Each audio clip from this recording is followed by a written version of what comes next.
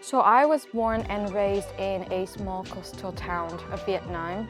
And because of our geographical location and the climate conditions, we would experience several storms every monsoon season and a hurricane maybe every decade. So I guess in that sense, I have always been humbled by the destructible force of nature. And actually, like that kind of floodings and hurricanes are the kind of extreme weather now happening more frequently in Europe. So for me, sustainability is not just an interest, it's more like a priority.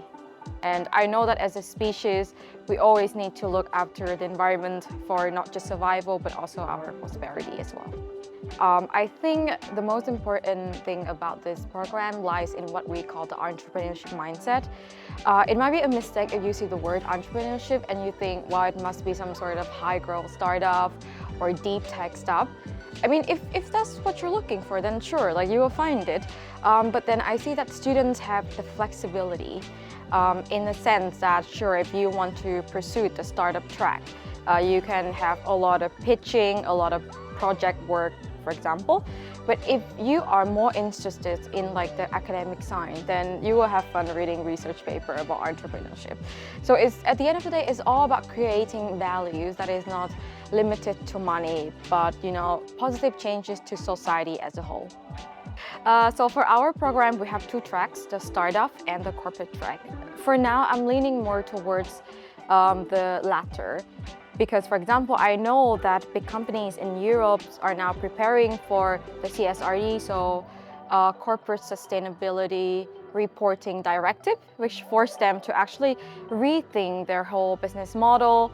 And that is an interesting task, and I'm up for challenges. Yes, it's actually one of the most interesting projects that I've been dealing with so far, and it's about increasing the recycling rate of tungsten carbide.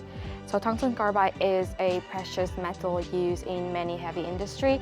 However, half the amount is only being now recycled within Europe, and we want to change it.